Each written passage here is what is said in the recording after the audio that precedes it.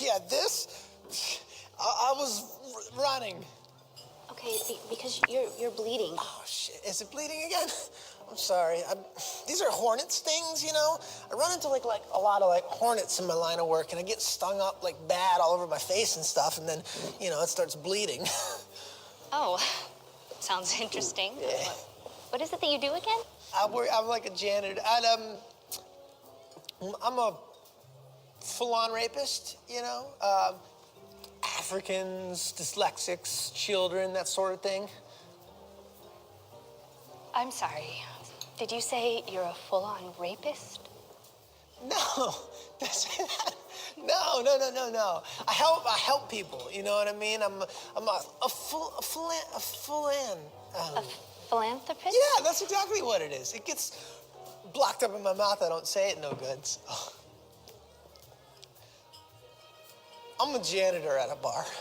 What the hell did you expect? What the hell do you expect? Does your child love sports and you're thinking about signing him up for a league? Or maybe you're just looking for a really cool birthday party idea. You're going to want to check out Sport Ball. I'm joined by Program Director Derek Morrison. Great to see you. Good to see you. So what is Sport Ball? I'm levitating. What the F? I feel warm and I'm levitating. What the F? Hey, Lloyd! Do some delivery for the truck to the airport. A 3-run jack by Seeger. Now, in the second half of whatever the hell you guys call this game, let's put on our leg warmers and let's dance our asses. Oh, it started? Well, then let me start. Hey, I'm just here so I don't get fined. So y'all can sit here and ask me all the questions y'all want to.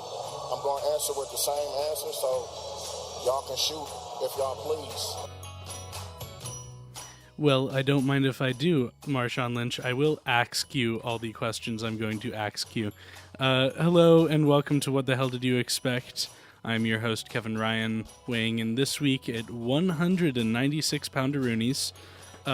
This is episode number 25 in the Collector's Series. I'm joined once again this week by my excellent co-host, Colin Suplee. You lost weight. Barely perceptibly. It counts. It counts a little bit. I mostly attribute it to I just forget to eat a meal occasionally. Yeah, I did that tonight. I did that for dinner.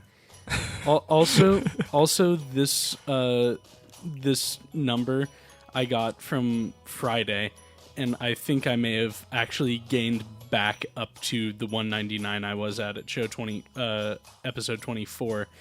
Because I have been hitting the booze-a-hall a little bit harder this weekend. Because thesis?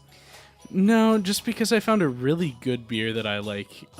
So I had 4 in the span of 2 days. Okay. But yeah, no, I had one.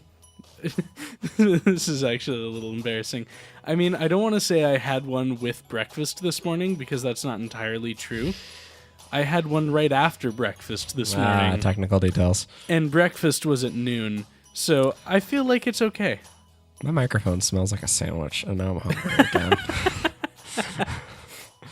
How are you feeling, man? You sound a little I'm sick. I've been sick for the past 4 days. Is it just coldish stuff? Yeah, I was sick enough that I couldn't actually do any work this weekend, which God. disappoints me deeply because that's what I like to do. I didn't do work, but for just completely selfish, the internet is cool reasons. Yeah, I was working on these paintings. I am working on a set of 12 little paintings right now, and I was going to have all 12 of them done by today, but nope, I just had to become bedridden for 3 days. Couldn't go to class. It was terrible, but I am finally on the upward swing. By tomorrow morning, I imagine I'll basically be perfectly fine. Cool. Yeah. Sounds good. I went to work today. It was good, Which work? IT work? IT work. I went to IT work today. Cool. I saw the new commercial they have. Did you see the commercial? The Ice Baby thing? Yeah, dude, I saw them making that. It's great. Oh, that's an excellent commercial. I'm in one of those shots. Yeah, no, I saw you in one of those shots, and I was like, it's Colin. Yeah. Yeah. They came in and filmed commercial. some of that Natalie while I was showed working. It was exciting. Yeah. Hey, so I want to talk about something, actually, that we didn't get to cover in last week's show. You mean Harry Potter? I'm honestly surprised you remember that we. Dude, I want to cliffhanger. fucking talk about Harry Potter, okay? I have feelings about Harry Potter. We'll get to that, but this is something I forgot to mention, but I think we should. And it's just like a little housekeeping thing. We can get right to Harry Potter after this. Okay. Also, the Sport Hawks lost. Whoop-de-doo. Just saying Yeah, that. the Sport Hawks lost, so we're kind of sad about that here. Well, I am at least. I don't think you really. Do you even care? I mean, I'm Do you sad even know because what's going on? I'm sad because everyone in my state is suddenly a little sadder, but beyond that, I don't care. Do you even know what a Super Bowl is? I know it's like there's Sharks and Katy Perry and everybody like. I know what Imgur has told me, and apparently that there's like dancing sharks and some guys like fumbled a ball and we lost. You said some things last week about not getting it past the line, and some guys should have ran it when they were supposed to throw it, or something. Yeah, yeah. There's a lot of complicated feelings about that, but the other sport ball related thing I have to say this week is do you know the website, or I guess it's also an app, Tinder? Yeah, I know what Tinder is. I have been tempted to use it, but have decided against it. Yeah, probably a good idea. There's this woman on Tinder who hooked up with one of the New England Patriots, like one of the players from the sport ball team that beat the Seahawks. Really? Like a day or two after the Super Bowl. Yeah. His name is Edelman. He's a wide receiver. He's one of the major players. Like, he's really important to their team, and like he's a big name and everything. So she hooked up with him from Tinder, and like they met in a hotel room or something, and they did whatever they did, and he fell asleep. So she took a selfie of herself with him sleeping in the background. That's excellent. And she's like, "Look who I just put to sleep, Edelman from the Patriots." Yeah. And she put that on her Tinder, and oh my God, so many of his teammates got so angry at her on Tinder. Like, she deleted the photo, and like she had to block or like delete her social media accounts because she was getting so much hate for that. Oh, that's a shame. Yeah, I think like the team officially made a statement about it too, and she apologized for it or whatever. I don't know. It was just kind of interesting and funny. That's weird, and so celebrity media, whatever. Yeah. I hope she still has a copy of that photo somewhere, because that's shit to show your kids. Oh, it's around on the internet Good. somewhere. I found a picture of it on the internet. Like, hey, you want to know what mommy did when she was like 30? She slept with like the fucking Patriots wide receiver. Yeah, here's proof. And all our kids are like, what? I have to post this on Cyber Twistagram or whatever. Cyber Twistagram? Whatever the fuck they're posting on in 50 years. Yeah. Or 10, 20. That sounds accurate. 20. Cyber Twistagram. Hey, so what I was going to say before we digressed into sport ball, As we do. which was your idea. I don't know how the fuck we started digressing into sport ball because of you. I know, right? Usually it's I'm ironic. the one that does the no point conversion into sport ball talk. But let's talk about what you actually want to talk about, Kevin. What's in your heart right now? Well, it's not in my heart, really. It's more in my pancreas. But what I wanted to tell you is that we always have such trouble remembering what we want our show titles to be. Yes. I think you should just like write them down as we go. Not like, you don't even have to have a pen and paper. You can just like do it in your phone or something and text them to yourself, just so we don't have to fumble around with it after the show. And, Yeah, of course. Yeah. So I think that should be a new policy. I will do my best to remember. Thank you for doing our housekeeping while we're recording live in front of all these people. I know I probably should have told you as we were like out there waiting to set up and everything, but it just slipped my mind until now. As you do. Also, as I was driving in here to the studio, I was listening to the... Does it still smell like a sandwich? I'm sorry. I'm sniffing my microphone. I don't know if that's receiving. I can hear it. Oh my God, that's embarrassing. I'm sorry. I'm sniffing the microphone, and it does still smell like a mustard sandwich. Mine doesn't really smell like anything. What were you gonna say, like dude? Fermented beard hair.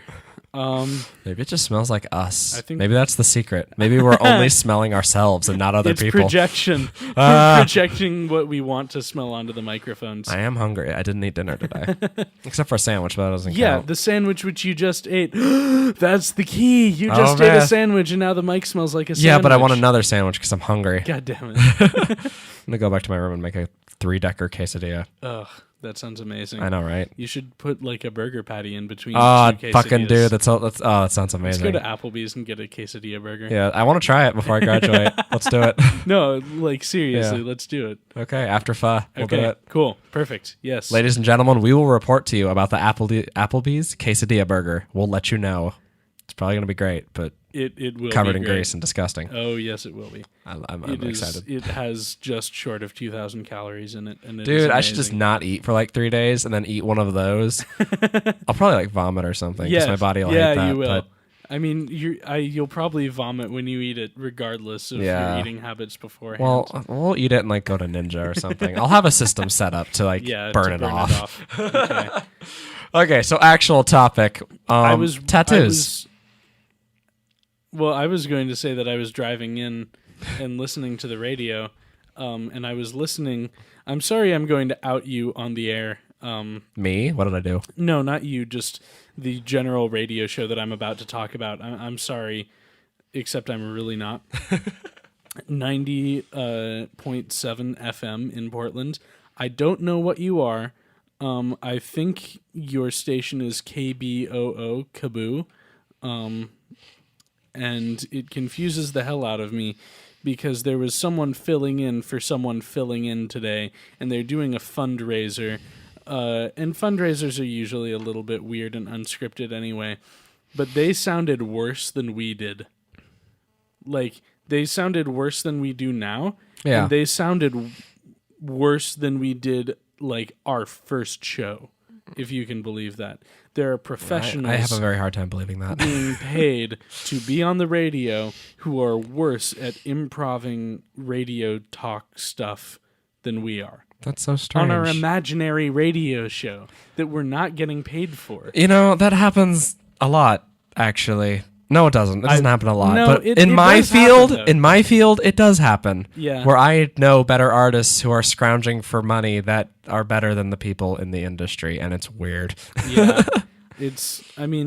I think it really does have to do with the right connections, the right publicity, that sort of stuff. Yeah, But definitely. that's getting off on a weird tangent. It that is, I and don't I don't know want near- to entertain right now. God, Colin. I don't thanks even know for enough getting about us that on field this to talk about topic. it. So, you want to talk about Harry Potter? Do you want to talk about tattoos? Yeah, okay, let's talk about tattoos. We'll get to Harry Potter, we promise. Thank you for your very graceful segue. Actually, that was my fault partially too. But this weekend I went and I was like, I was at a tattoo parlor because one of my girlfriend's friends was getting a tattoo and she wanted someone there for moral support. Yeah. So Adassa and I went and were her moral support. And as I was there, I was like, you know what? Like, this looks safe. It doesn't look scary. This girl doesn't seem like she's in any pain. You know, the tattoo artist is really nice and he's really good. And, you know, they're using sterile equipment and like everything is all hunky-dory and stuff. I want a tattoo. Cool, so do I. So I figured out actually generally what sort of tattoo I'm thinking of getting. Yeah. When I finish my honors thesis, I am going to get a quote from St. Erkenwald tattooed somewhere on my body. Dude. What? Really? What? You're getting your a thing from your thesis tattooed on your body? I don't know if I could do that. Dude, St. Erkenwald is a great poem. Yeah, okay, I know. love that poem. I do too, even though I love didn't that read poem it. so goddamn much. How long is this line that you're gonna get on your body? Not very long. It's like 2 lines max. Okay. But yeah, so I wanted to ask though, in your artistic expertise, where on a body would you put such a tattoo? Okay, I'm just gonna say I don't have any experience working with tattoos, except No, for that but- one that I designed for that girl in high school, but that was completely tangential. So But you know human bodies yeah, and art. it depends. How private is it? Like, do you want it on your balls, or do you want it somewhere where people are gonna see it? I mean, I want it somewhere where I can easily hide it, but at the same time somewhere where I can easily display it. Okay, forearm.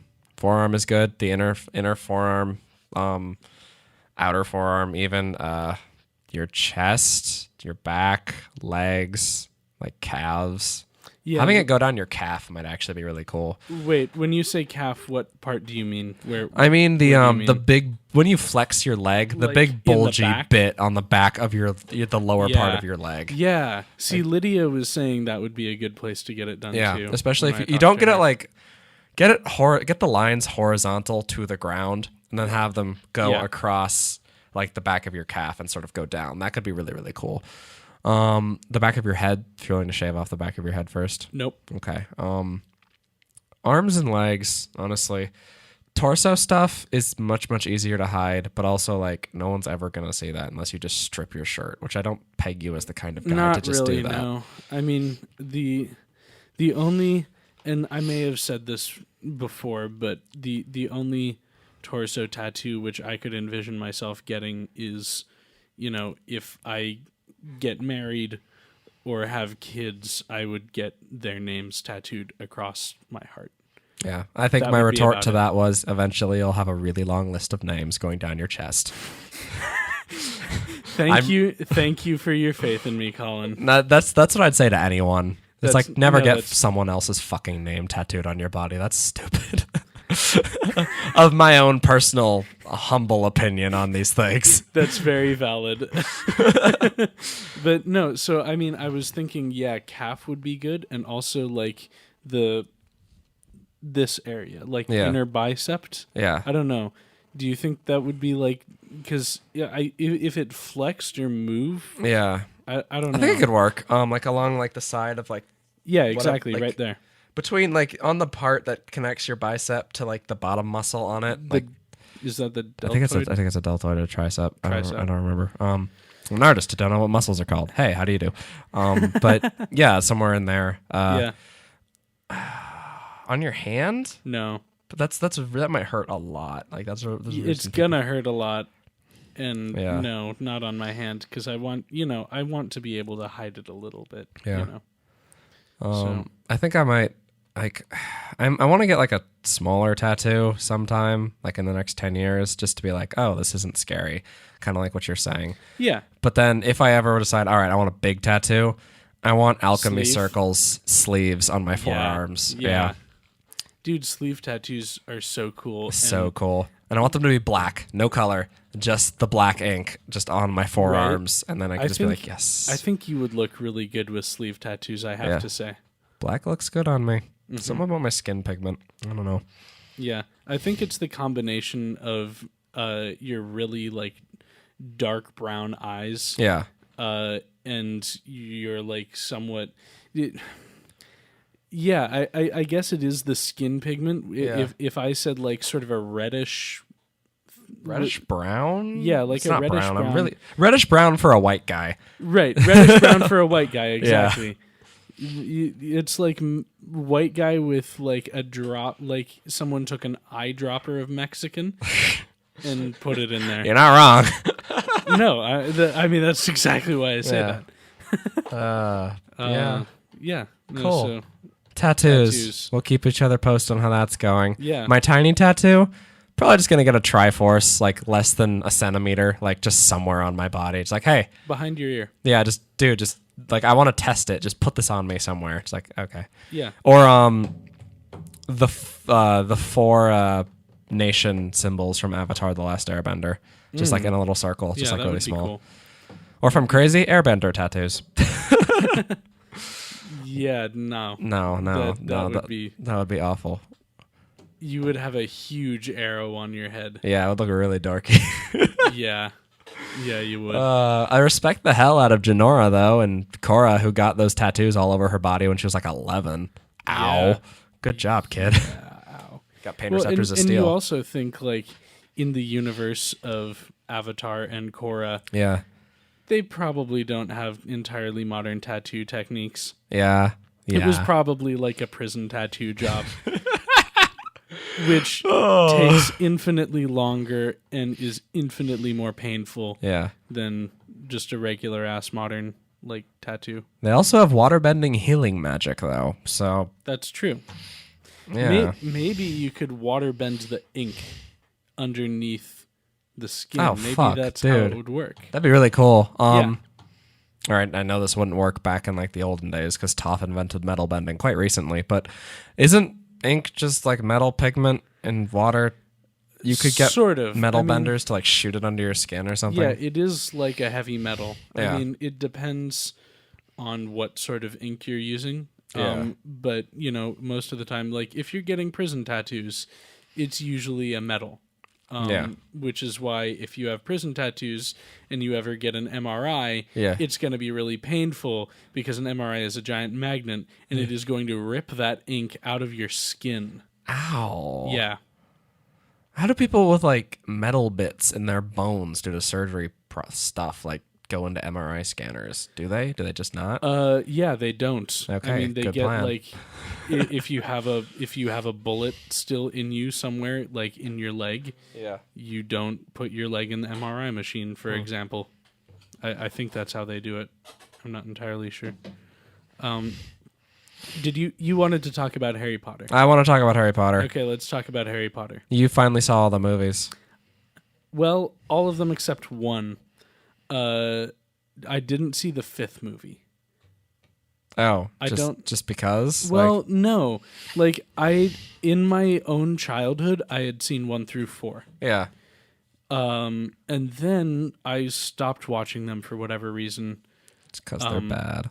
Yeah, mostly. But then, like a few months ago, Adassa was like, "Wait, you've never seen all of the Harry Potter movies?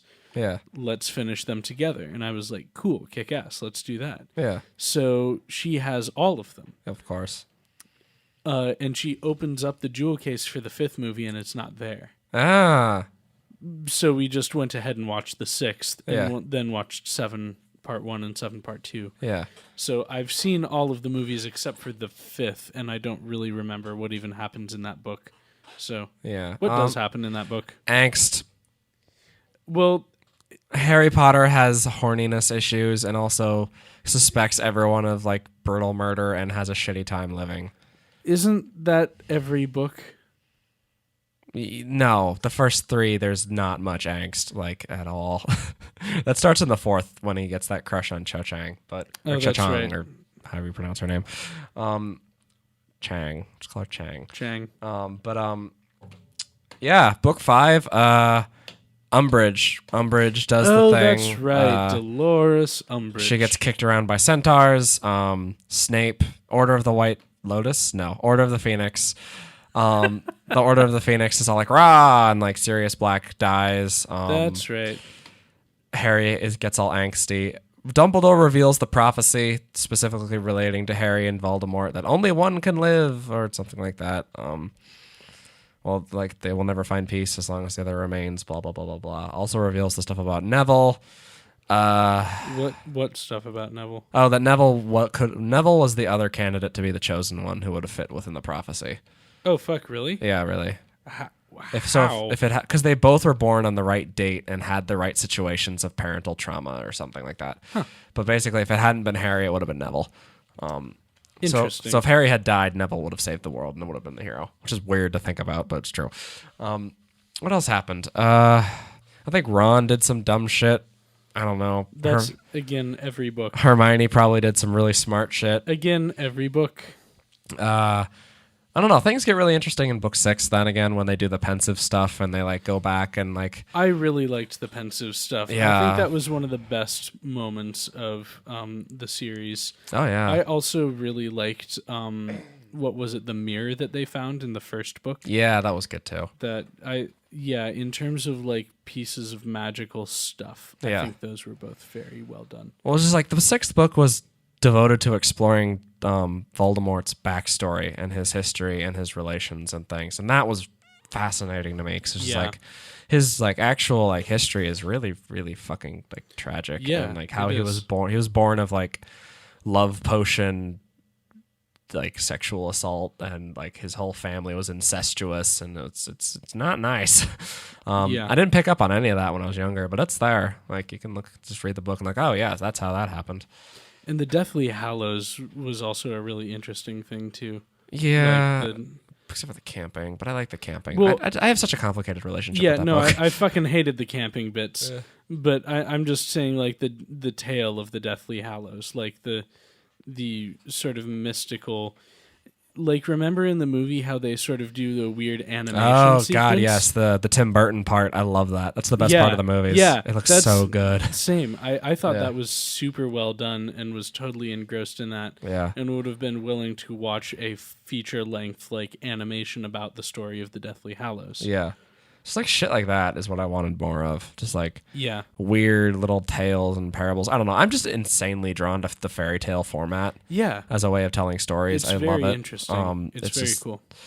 And the way that it's like a very concise, like this happened, mystical character trait thing. It's a lot of like pulled back storytelling. Because like when I took storytelling courses or like writing courses in like college a couple of years ago, Paul Tatangi always told us, it was like there's like you kind of have to weave in and out of like, what is it? It's like it's where you keep the camera. Like how far back is the camera from the characters? When Right. it's really close, you're like basically like a play by play of what people are thinking and acting. But if the farther you pull the camera back, it's like John was angry, and then it's like John had a hard time in his life, and like John's life sucked. Like you're pulling back in time, you're pulling back in space, you're pulling back in personality. And fairy tales have this thing where they can jump back between the two extremes really quickly. Like it's like out from on the outside, it's like there was once a village. In the village there lived a man named Hornwood. He had 2 daughters and a wife who was very fat, and he loved her very much. Hornwood liked to cook cakes in his free time when he was not plowing fields and other things. His daughter went off one day to slay a dragon because she was a badass. And then it immediately jumps on her journey. This daughter met this man named Grumple Gook, and he really liked to fuck stumps. And you just keep going into detail and like, Right. but you because can pull back it immediately. I get what you're saying, and, Yeah. and I think you're right that there's not many other mediums that can so quickly go from very general to very specific that seamlessly. Although I think your chosen medium, comics, are also extremely good at that. Yeah. Or can be. I mean, Yeah, I need to practice that. When I write, I get way too sucked into the play-by-play. It's really, really bad. Like, it's why I can never complete projects, is because I get exhausted recounting like detail after detail after detail after detail after detail. It's just like, oh my God.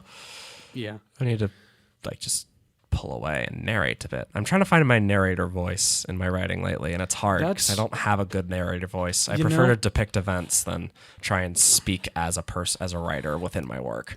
I think what always worked for me as a writer, creatively and otherwise, is rather than using myself as a narrator, create a character of myself who is the narrator. Yeah.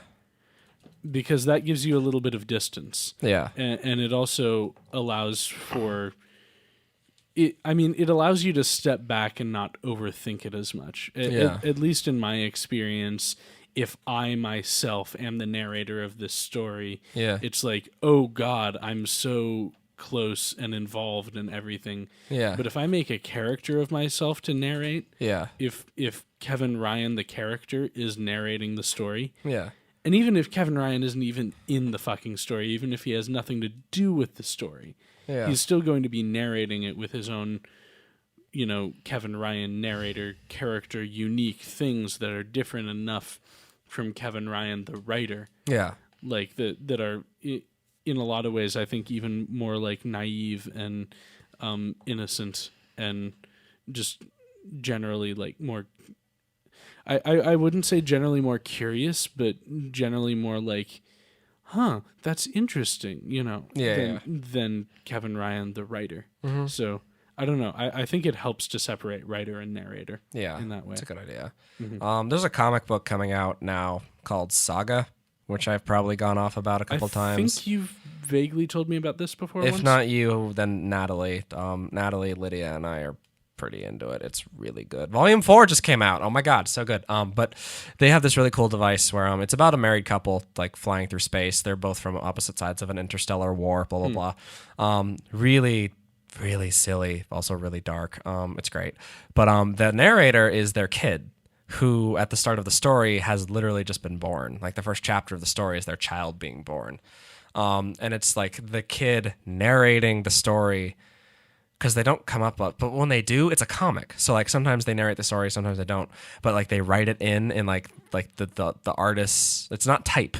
It's the artist's handwriting written into the panels, so it looks like drawings because it's handwriting that's natural. But it's like it's really cool. I like it. It's a very great device. But it's her narrating from when she's like 40 or something, back on these events, like having known some of them more specifically and having some of them not. But she doesn't know everything because sometimes the story just ignores her narration and like just tells what actually happened, but then she comes back to like exposit or just like say a little bit about it. So the story that's being told through the comic and the story that the narrator is telling are slightly different from each other. Well, I mean, they accent each other. Interesting. It's not a case where the narrator knows everything, because it's the case where the narrator does. Like the narrator, Hazel, the narrator, she doesn't know what it was, the scenes that happened when she was born. She was an infant. Right. Yet that is depicted in the story. So you have this like thing going where like someone told her what happened, and that's what's getting told, or it's the actual thing that's happening that happened. But then sometimes she comes in and interjects. It's almost like she's watching a movie of the lives of her parents and then talks over it sometimes. It's really cool. That's a really cool device. I'm not usually that into comics, but that sounds like the sort I of have thing the I'd first be into. volume. You should just read it. It's an hour-long read. It's not long. It's really good. There's a novelist character in books 2 and 3 who lives in a lighthouse on a planet filled with like sheep walrus monsters. He just lives alone, wanders about the wastelands in his underwear, being intoxicated and writing books about love and anti-war. I think you'd like him. He's a Cyclops. Interesting. Yes. Seems right up your alley. Very Hemingway. Yeah, it does sound Hemingway-esque. Yeah. Hey, do you know what time it is, Colin? Star Wars? No, it's not Star Wars. We should talk about Star Wars. Oh, dear God. Using big words hurts you. Oh my God, It's no. that time. Okay. Choose a song. Wait, hold on. Fortune Days by the Glitch Mob. Fortune Days. Trying to type with one hand is hard. Yeah. It might Fortune actually be. No. Days, That's Glitch too Mob. active. Wind Scene from Chrono Trigger. Oh my God! I just Sorry. got to Glitch Mob Fortune Days. Wind Scene. Chrono Trigger. Yes, that's much more apt. Okay. I will. Okay. So the first word in today's big word segment, if I can scroll down far enough here, the first word is kleptocracy. KLEPTO. A society of people who steal things. Exactly. What the fuck? Almost exactly. That exists? Government, the technical definition is government by thieves. Which some might say is the current situation for us right now. But imagine a governing system based entirely around just stealing things from other people. Yeah. Like no pretense of like democracy. It's just like, hey, I like your car. I'm gonna take it now. Okay, that's the law. Yeah. And then you go steal their like house or something. The next word is caitiff. CAITIFF. Something to do with books. No, fuck. I've heard the word before. Like plaintiff, but cat like. Caitiff. Would you like me to use it in a sentence? Yes. A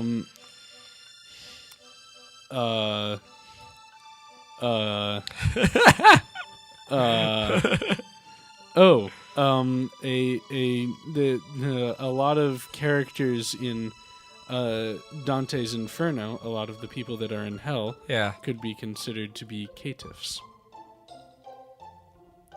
Or do you display caitiff-like qualities? Sinners? Sort of. For $100? Base, cowardly, despicable. Okay. That's not really sinning. Darn it. All right. No. Next word. Rhizome. Rhizome. That's a thing in the body. Or an organic thing. It's an organic thing. It's not in the body. Okay. It's ginger is a rhizome. It's a kind of rooty, delicious Asian vegetable that makes my mouth so happy. It's a root-like stalk or stem of a plant, okay. Although it is not a root. See, that's the misnomer, is that a lot of people will think it's ginger root, that it's actually a root. Not a root, it's the stem of the plant. Ah. Yeah, not a root at all. Huh. Turmeric is also a rhizome. Turmeric is a cousin of ginger. I think wasabi is also a rhizome, and horseradish. I'm not even really sure where that comes from, but I digress. Go on. The next word is Xiphias. Xiphias. I thought I had it, and then you said X. I was like, damn it. I know. I don't think we've had an X word before on this segment. What's the X word? Xylophone? Xenophobia? I don't know. Xiphias. Xiphias. It's like when your feet. Oh my god! It's when you kind of you feel like a gust of wind up in your nethers, and you're wearing pants. It seems like an impossibility, but it happens anyways. No, that's not even close. What is it? It's a swordfish. Oh my god! It's just a swordfish. Motherfucker! That's it. It's a swordfish. Okay, I can deal. I like swordfish. The final word in today's big word segment is amnicolist. Amnicolist. Amnicolist. A man who studies the way animals enjoy psychology. No. Would you like me to give you an example in a sentence? Yes. Pretty much everyone in Portland is an amnicolist because of their proximity to a body of water. People who live next to bodies of water? What specific body of water, Colin? A river. People who live on rivers. Yep, one who lives near a river. You could say, hey, you damn amnicolist, or amnicolist, or whatever you prefer to say. Yeah. But yeah, so that's amnicolist. Thus ends Big Words for February the 8th, 2015.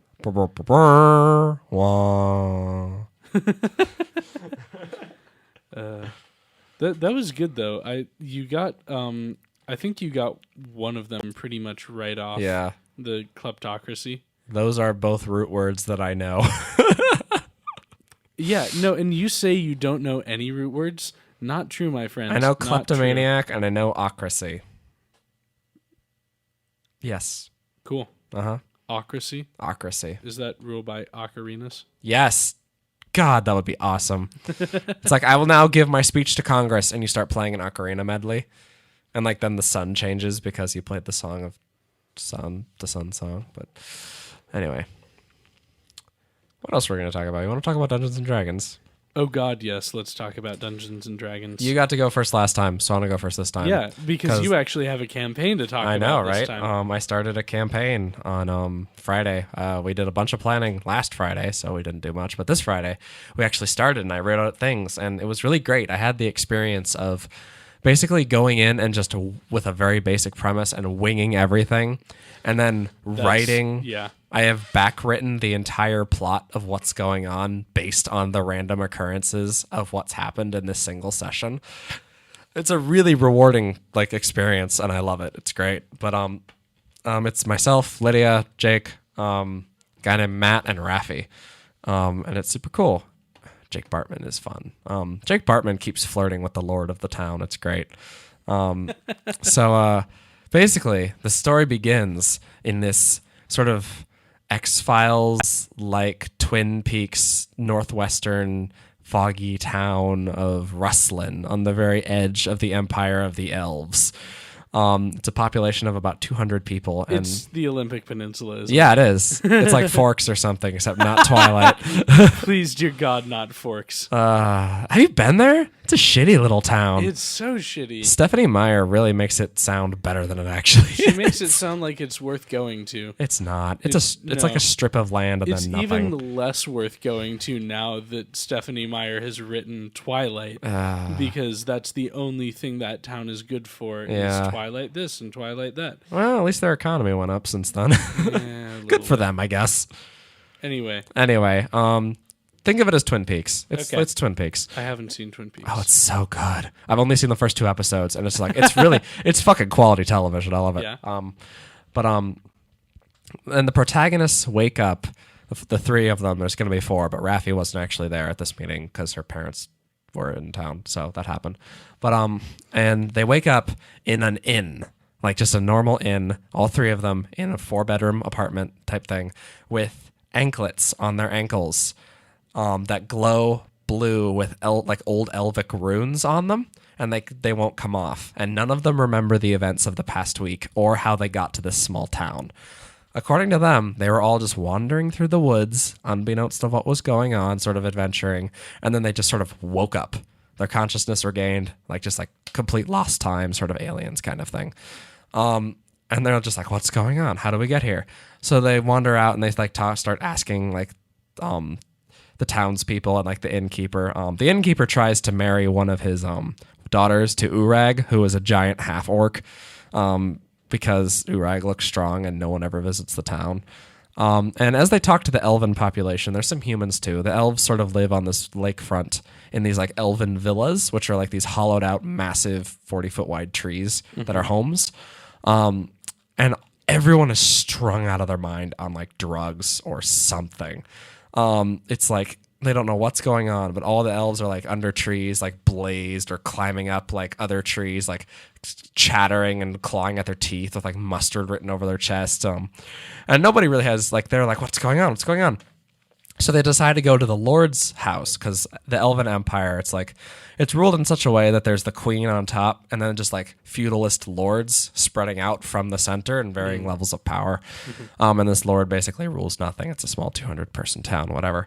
And they're on their way to the Lord's house when, as they're walking down the path, this little dwarf named, what's his name, Francois, calls to them from behind the tree and is like, psst, psst. You there, what's going on? And they like go over to him and he's like, oh no, what has happened? I have found myself upon this town for 2 weeks. Oh no, I woke up here with amnesia. Are you new too? I can feel you. I have an anklet on, see? And he has an anklet on, and as soon as they appeared, his anklet started glowing a different color, and as they came closer, it started glowing like bright blue as opposed to red and orange, which it was. So he's like, I don't know what's going on, like what happens? How did I get here? How did you get here? And nobody knows.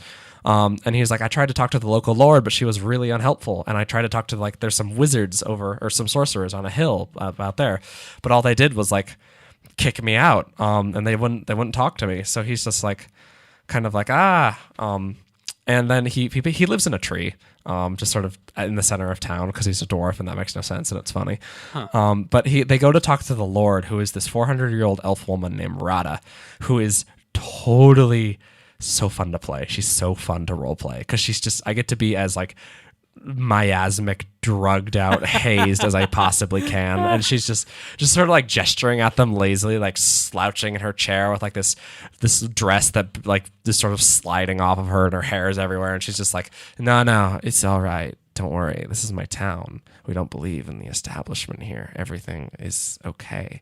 Kind of like this like anti-establishment backwater drug hippie kind of person. I love this. And she has the only soldier in the town is her one caretaker, a 10-foot tall elf named Nikita, after the rocket launchers in Metal Gear Solid, who wears 3-inch thick plate mail at all times and talks like like that. And he's just like showing them around and like making them dinner all daintily. And like he doesn't make noise as he walks. He's very graceful and slides around, but he's 10 feet tall and like huge and made of muscle and iron. and he's like, they feast with her, and she starts to like examine their bracelet. She has no idea what's going on, but it seems like she's like withholding more information than she's actually saying. But then like, and then they're like, what happened? And she's like, yeah, those are elven runes on your anklets. I don't know how you got there. Like, people just sort of show up sometimes, and like, it's hard to leave the village. And then like, as they're talking, Nikita, who was outside picking herbs for their salads, because they're all vegetarians, and they all live off the land and don't eat the animals. Of course. And he comes inside. It's like, "Argh!" And they all rush outside, and Rada just drops her facade immediately. She's like, oh, what's going on? Because her servant is like in peril, and she's like immediately serious. And they go outside, and there is Francois nailed to the tree outside her house with his entrails torn out and like spilled across the ground in front of the house. Oh God. And off in the distance, like off to the left from her door, they can see this little light bobbing up and down. So basically Urag and the rest of the party just fucking sprint after this thing, which they go through these like forests and clearings, and they catch him, and it turns out it's a kid. They catch this kid, this like 5-6-year-old who's a young elf man or a young elf boy who's covered in blood with he's got like this like cakes of congealed blood just like all over his like fingers, and he's babbling in this language that none of them can understand, and they don't have Urag hasn't prepared decipher languages yet, so he can't actually like understand what he's saying. But then as they're trying to figure out what he's saying, the kid who is carrying like lots of rare herbs and rare narcotics and medicines and all these different things in like sewn in his clothing, he just immediately starts to spasm and dies. And when they check his body, he has basically broken a pre-industrial cyanide pill in his mouth and killed himself immediately. So there's this kid who's just died, and Francois is dead, and no one has any idea what's going on. And then the party, like, they basically just camp there for the night. Like, what's going on? Who are the sorcerers? What's with the people? What is this place? Why can't we leave? So they try to leave. They try to go past like because they they go back to they go to the sorcerer's house first, who they rebuff them. They actually I made up this great little bit where they try and knock on the sorcerer's door, and like they have one of those little like mafia little slidey things on the door, and they try and talk to them. But when Matt's character gets aggressive, the little thing opens and a little wand pokes out and like waves around a bit, and he goes flying backwards into a hay bale. It's great. But then they go back to where the kid was and find his corpse has just been eaten clean. And they can't tell what, and there's this thing lumbering off into the forest, and they chase it, and it turns out that there's this huge gorge, like canyon crevasse thing on the edge, like far out from the edge of the village, and there's all around the village are these giant snake, cat, badger monster things with like bird beaks, but are long like snakes and covered in hair with like giant griffin feet, that are just like everywhere, and like if you try and leave, you get eaten by them. And it's just like, what's going on? But then they find this drug addict in the trees who has like, praise be she, the drowned goddess, let her take us to the depths. Ooh. And then Urag finally prepares like decipher magic or decipher languages on the anklets, and it says that exact same thing on their glowing anklets. Interesting. Yeah. Also, I totally forgot about this detail, but this is a really cool thing. As they were running away from Francois's body, their anklets started to glow from blue to bright red, and after they got about 300 meters apart, his body exploded, destroying the tree in front of the house and taking like some area around it with it. Yep. And that's how far we got. Cool. Want to do late night? Yeah. What a follow-up.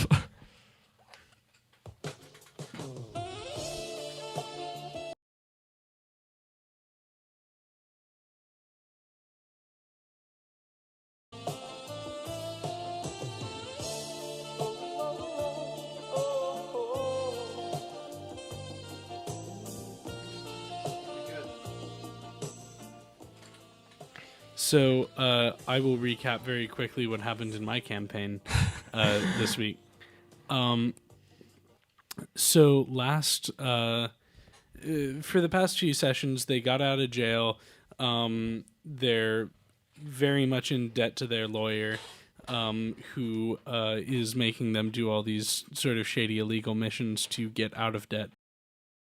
They have to smuggle someone into the city. Lo and behold, it's Benoit. Yeah. Benoit thinks there's some sort of conspiracy going on with the Church of St. Cuthbert. He's been excommunicated from the church, basically. So he wants them to do some stuff for him.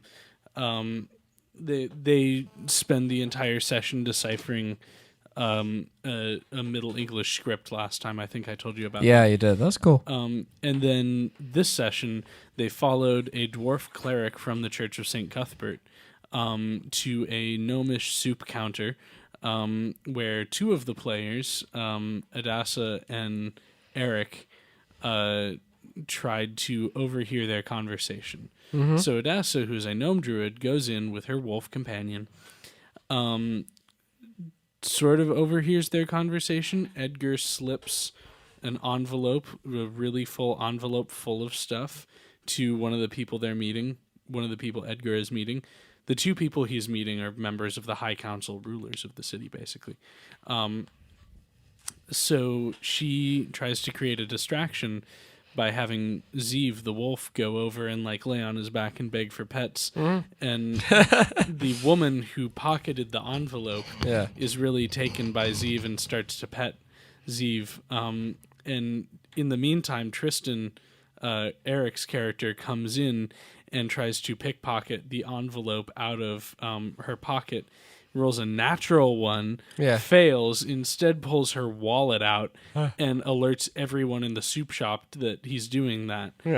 He tries to escape, rolls a 4, but the woman who he pickpocketed from, she rolls a natural 1, so she slips on a banana peel and can't chase him, so he makes off with her wallet, which has a bunch of money and other stuff in it. Do people in pre-industrial societies have wallets? Yeah. Or pockets? Yeah. So he makes off with her wallet, which has like 2,000 gold and a bunch of other stuff in it. Like government IDs and membership cards to the ASPCA and, you know, like a punch card for a tea stall. So they follow... and then they question Adassa's character, hey, do you know that guy? And she rolls a natural 1 on a bluff check and then rolls another natural 1 on the next bluff check. Oh, my God. So they're like, you know him, get the fuck out of here. Yeah. And she runs. So then the other two characters, Anna and Natalie, their characters follow these people to a tea shop where they overhear them talking about, like, the government cutting funds to the church or something. And the church is state sponsored? Possibly. Okay. We don't really know. Interesting. And it doesn't happen. Of course it happens. Well, okay, maybe in Dwarf Land. Yeah. Yeah. So basically they they leave one by one. Natalie's character pickpockets the envelope out of that woman's pocket. Her name is Fury, and she's an elf. And so Natalie pickpockets the envelope out, which has a bunch of documents applying for government grants and stuff. Yeah. As well as an IOU for 50,000 gold. That's a lot. In Furion's name that can be picked up from the treasury. So they all decide to, instead of doing the mission, just steal the gold. And since they have Furion's wallet and her ID stuff, they can like forge some IDs and like basically do a heist of it. But they need to distract Furion. So they saw her at a magic shop because she is a druid, but she's lost her animal companion, which is very sad. And she's trying to get a new one. So the group decides to buy her a new one to distract her. Her old animal companion was a parakeet. So they try to buy an exotic bird. And they get a pelican. What the fuck? And they have to haggle for the pelican. That's awesome. So that's where they're at now. They're trying to distract Furion with a pelican while they go and collect the money in her name at the treasury. That's pretty great. Wow. So, yeah. Turned into a heist all of a sudden. Where's Benoit? Benoit's off somewhere else. He's keeping a low profile because he's being hunted by everyone, basically. Exciting. Yeah.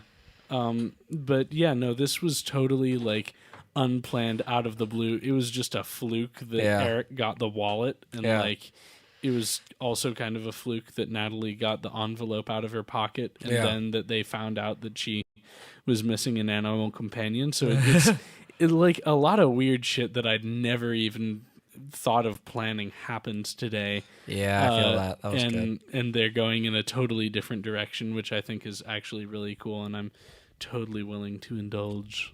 So, wow, we both had really good D&D stories this week. Yeah, it was long. I did a lot of weird stuff.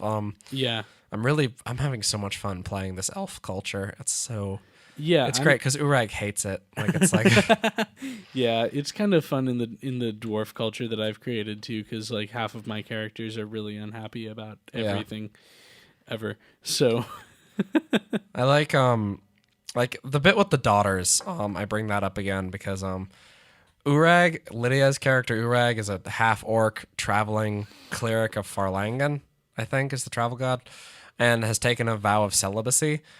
So immediately upon hearing that, I was like, oh, well, this innkeeper offers you one of his daughters as a wife with a large dowry. I enjoy taking like pecking at the temptations of my characters. It's really fun. Yeah. No, I like doing that too. It's I mean, I'm more like I like setting up weird moral dilemmas and seeing what happens when people do things, like trying to stretch their moral compasses. And no, it's interesting. I think everyone's a little scarred, honestly, because they had to watch two people die horribly brutal deaths. Yeah. Also, Jake Bartman has been flirting with the local drug lord lady, Rada, which is super exciting because I think I'm going to let them sleep together and then see what happens afterwards. I like it. Yeah. Hey, so we're just about out of time. No. Awful, truly awful.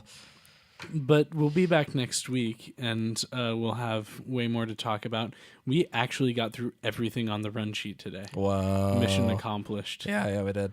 I think that should be our show title, actually, Mission Accomplished. With a picture of the fucking like banner and George W. Bush with a raptor for a head. Good times. Okay. So thank you for listening. This actually... episode 24 is up, but you won't really be able to hear anything because it's shit.